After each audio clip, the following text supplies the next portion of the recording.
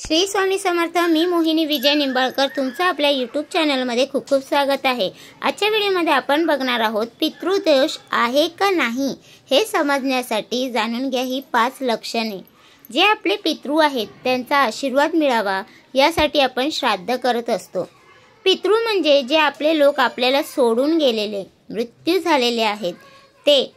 जर का आपले पितृ आपल्यावर नाराज असतील तर आपल्याला पितृदोष निर्माण होतो आणि जर आपल्याला पितृदोष असेल तर आपल्याला बऱ्याच अडचणीला सामोरे जावे लागते।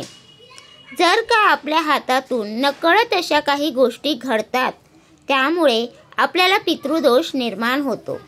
यामुळे सोपे आणि साधे काम सुद्धा करताना अडचणी निर्माण होतात। कोणतेही काम असो पूर्ण लवकर होत नाही। काही वेळेस एखादे काम होता होता तसेच राहून जाते। अशी काही लक्षणे आहेत जी आपण पाहणार आहोत, ज्यामुळे आपल्याला पितृदोष आहे का नाही हे थोडेफार समजण्यास मदत होईल।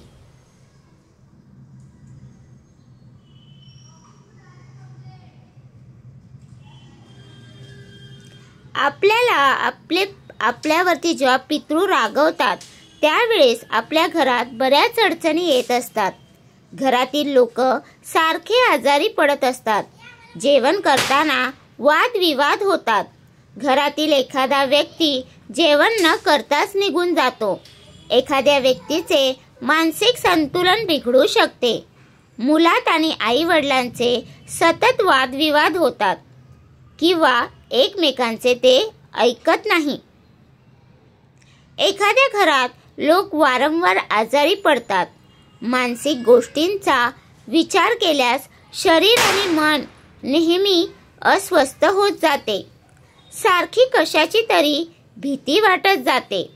रात्री झोप लागत नाही। रात्री वाईट स्वप्ने पडतात। पती पत्नींचे सारखे भांडणे होत असतात। घरात एखादे कार्य सुरू होण्याआधी त्यात सारखी अडचणी येत असतील। वारसा हक्कासाठी भांडणे होणे यासारखी लक्षणे आपल्याला पितृदोष असल्याची जाणवतात।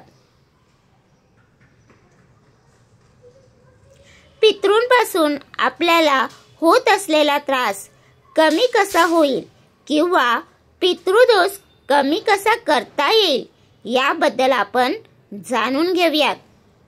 पितृ आपल्यावरती संतुष्ट असतील तर आयुष्यामध्ये संसार, सुख, आरोग्य, आर्थिक बल आणि सन्मान यासारख्या गोष्टींची कमतरता कधीच जाणवत नाही।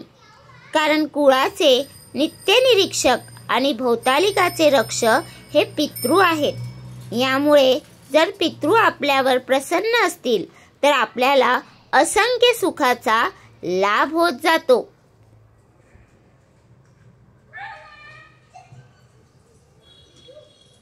आपण आपल्या पितृंना कसे प्रसन्न करता येईल यासाठी काही छोटेसे उपाय आपण या ठिकाणी पाहूयात। रोज एक पहिली पोळी तर गाईला खायला घालायची आहे। रोज भोजन करण्याआधी आपण एक घास तरी कावळा किंवा कुत्रा किंवा गाय यांना खाऊ घालत चला।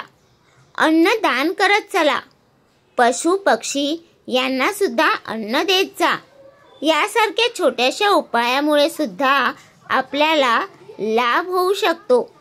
तर तुम्हाला हा माझा व्हिडिओ कसा वाटला प्लीज कमेंट करून नक्की सांगा। व्हिडिओ आवडला असेल तर लाईक करा, कमेंट करा आणि शेअर करायला विसरू नका। आणि तुम्ही अजूनपर्यंत आपल्या चॅनलला सबस्क्राईब केलं नसेल तर प्लीज जाऊन चॅनलला नक्की सबस्क्राईब करा। कारण आपल्या चॅनलवरती तुम्हाला आध्यात्मिक माहिती आणि स्वामी महाराजांचे व्हिडिओ बघायला भेटतात। ते भेटूया उद्या एका नवीन व्हिडिओ सोबत। श्री स्वामी समर्थ। काय